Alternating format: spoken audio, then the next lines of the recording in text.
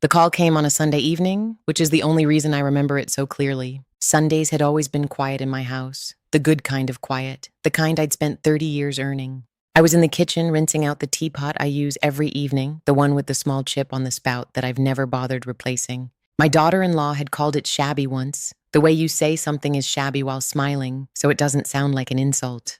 I kept it anyway. My son Marcus had called earlier that afternoon. We talked for maybe 10 minutes. He told me the flight back from Portland had been delayed, that the conference had gone well, that his wife Diane was tired from the trip, normal things. I asked if they needed anything before they came home. He said no, everything was fine. He said he'd call me later in the week. He forgot to hang up. I didn't realize it at first. I set the phone on the counter and kept rinsing the teapot, listening to what I assumed was static. Then I heard Diane's voice, clear as anything, like she was standing right next to me. She actually asked if we needed groceries. She said, like we're her guests. Marcus laughed, not his real laugh, the short one, the one he uses when something makes him uncomfortable, but he doesn't want to say so. She means well. She means to make herself indispensable. Diane said, that's different. Marcus, we've been over this. The house is the most practical solution. She's 63. She doesn't need 4 bedrooms. We do. There was a pause. I stood very still, my hands under the running water, the cold slowly replacing the warm. She's not going to just hand it over, he said. She will. Diane said, if we frame it right. You know how she gets when she thinks she's letting you down. Use that. I turned off the faucet. I set the teapot down very carefully so it wouldn't make a sound. She won't even see it coming. Diane said, she never does. I stood in my kitchen for a long time after the line finally went dead. The refrigerator hummed. The clock above the stove read 7:14. Outside, the neighbor's dog was barking at something in the yard, the same way it barked every Sunday evening, unbothered and predictable, the way I had assumed my life was too. I was 63 years old, and I had just heard my son agree to deceive me out of my home. I want to tell you who I was before that moment because it matters. I grew up in Raleigh, North Carolina, the second of 4 children, in a house where money was never discussed openly, but its absence was felt in everything. The shoes we wore a size too small, the school lunches packed without extras, the way my mother stretched a pot of soup across 3 nights without ever making it seem like sacrifice. I learned early that you did what needed doing without waiting to be thanked. I met my husband Robert at 22. He was steady and funny and made me feel for the first time like someone was paying close attention to me. We moved to Savannah when Marcus was 3, chasing a job opportunity that turned into a career, then a life. We bought the house on Oleander Drive in 1997, a wide porch Victorian with original hardwood floors and a magnolia tree in the backyard that bloomed every April without fail.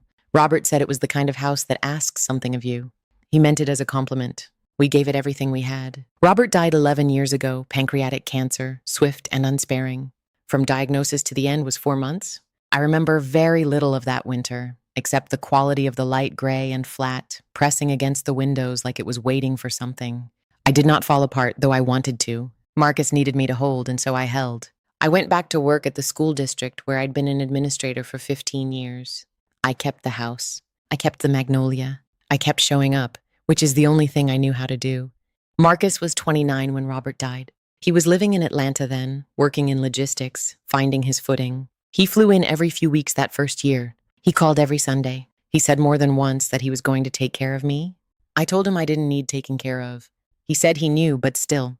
He met Diane 2 years later. She was polished in a way I respected, sharp, organized, certain of herself. The kind of woman who alphabetizes her spice rack and means it as a lifestyle. She and I were never close, but we were civil, and I told myself that was enough. I told myself I hadn't expected a daughter. I had a son and he was happy. And that was what mattered. When they got married and mentioned that Savannah was too expensive, that Atlanta rents had become impossible, I said without hesitating, come stay with me while you get settled. The house has space. Take the 2 upstairs rooms. I'll fix up the sitting room off the hall for myself. Make it cozy. It's only temporary. That was 2.5 years ago. I won't say the changes happened all at once because they didn't.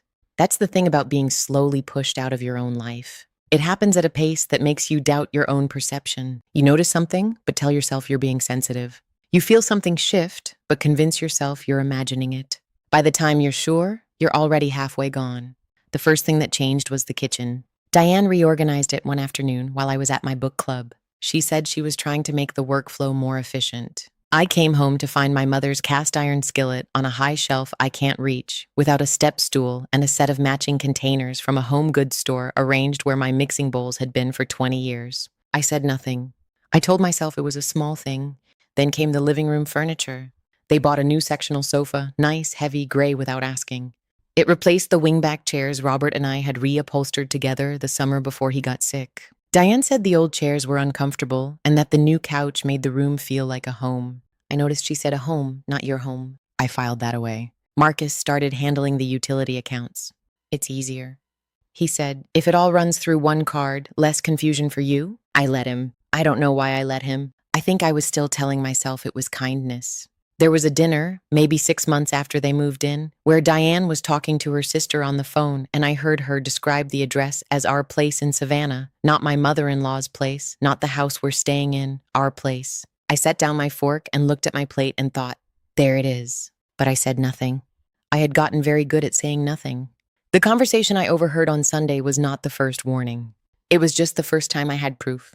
The next morning, I woke up before 5, something I hadn't done since Robert's last weeks when I couldn't sleep and would sit with him in the dark and listen to him breathe. I made coffee.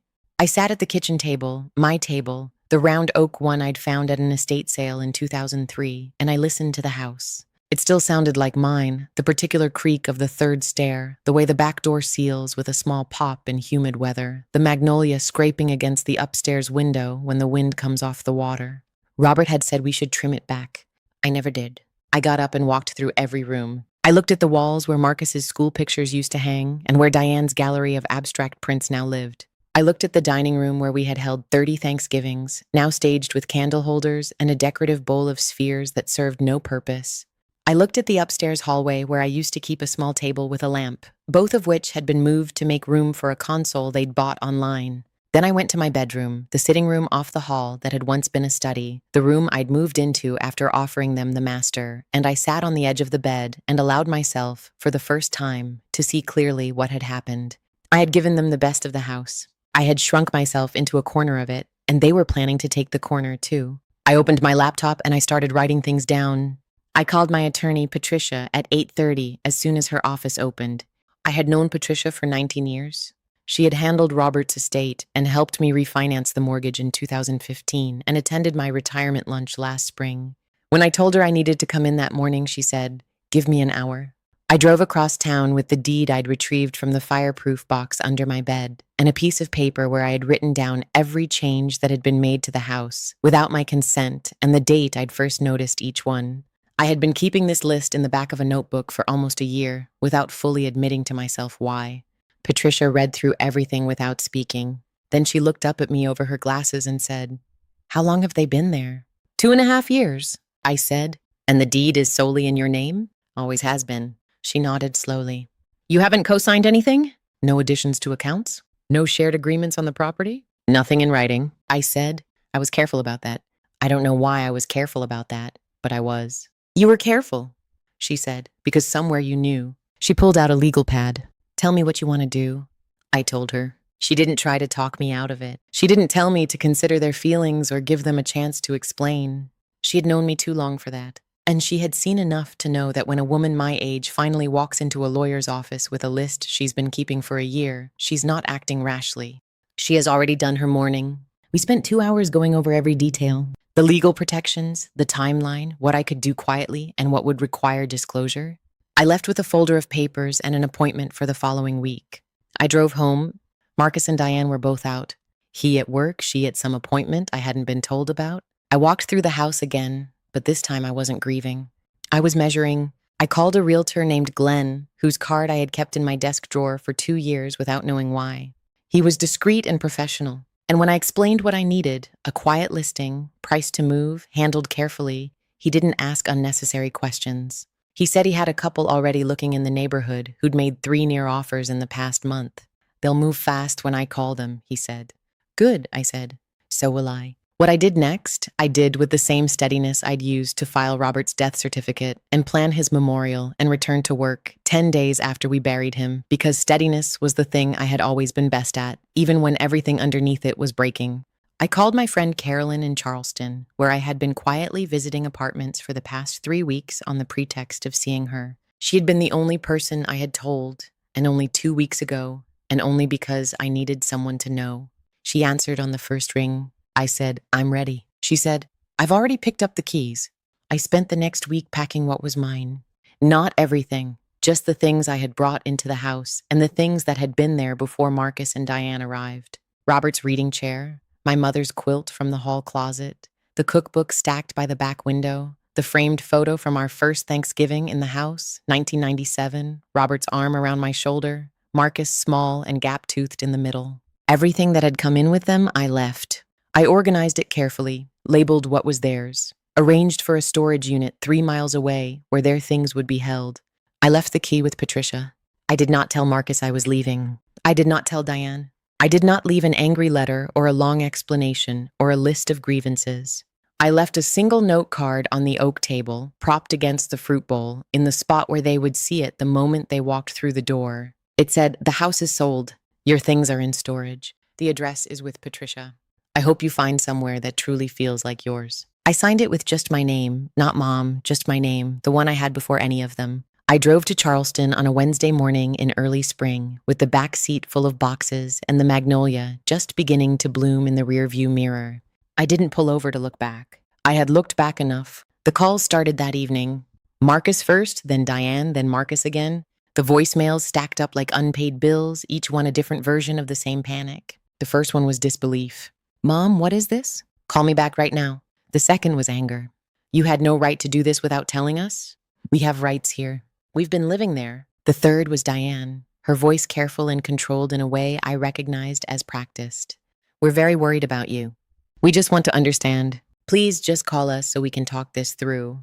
I listened to all of them the following morning over coffee, sitting in the small kitchen of my Charleston apartment with its white tile and its window that looks out over a courtyard with an old oak tree. I listened to each one the whole way through, and then I set the phone face down on the table and poured myself more coffee. I was not angry. I want to be clear about that because I think people expect women in my position to be angry, and I was not. I was something closer to calm, a real calm. Not the performed kind I'd been carrying around for 2 years, but the kind that comes when you finally stopped waiting for something to get better on its own. I called Patricia's office and let her know they had made contact. I did not call Marcus. I did not call Diane. They drove to Savannah and found the house empty. I know this because Marcus called me from the driveway, his voice cracking in a way it hadn't since he was a teenager. He said, "There's someone else's car in the garage." "Mom, what have you done?" I didn't answer. 2 weeks later, they requested a meeting.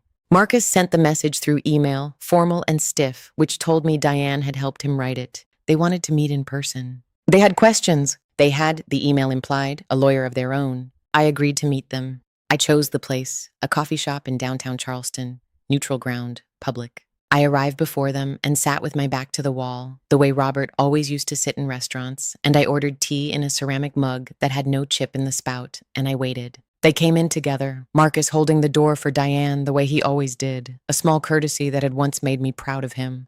They looked tired. Diane's composure was intact but thinner than usual, like a coat worn 1 season too long. Marcus looked like he hadn't slept well. I did not stand when they came in.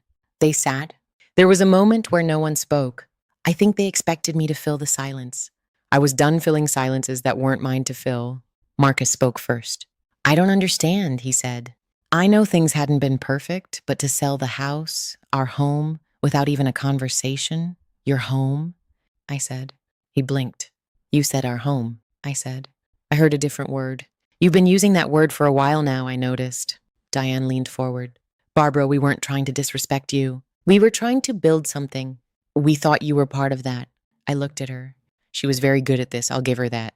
The soft voice, the appeal to shared purpose, the gentle reframe. I reached into my bag and took out my phone. "I want to play you something," I said. I had transferred the recording before I left Savannah, the full voicemail of the call Marcus forgot to end, the one where Diane said she never does, and Marcus agreed to use my guilt against me. I set the phone on the table between us and pressed play. I watched Diane's face as she heard her own voice.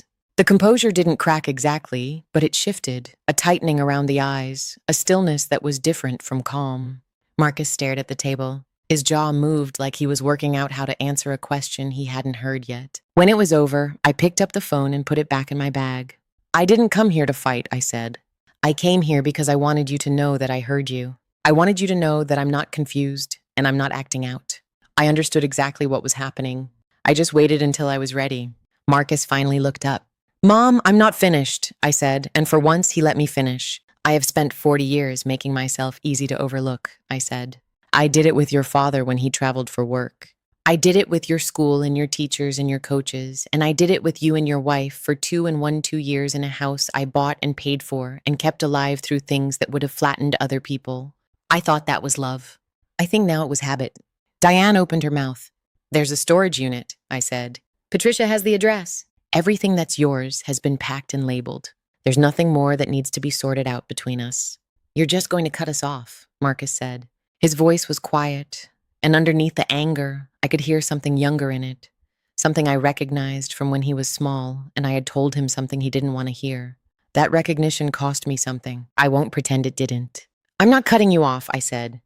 I'm drawing a line. Those aren't the same thing, though I understand why you can't see that right now. I left $20 on the table for the tea and stood up.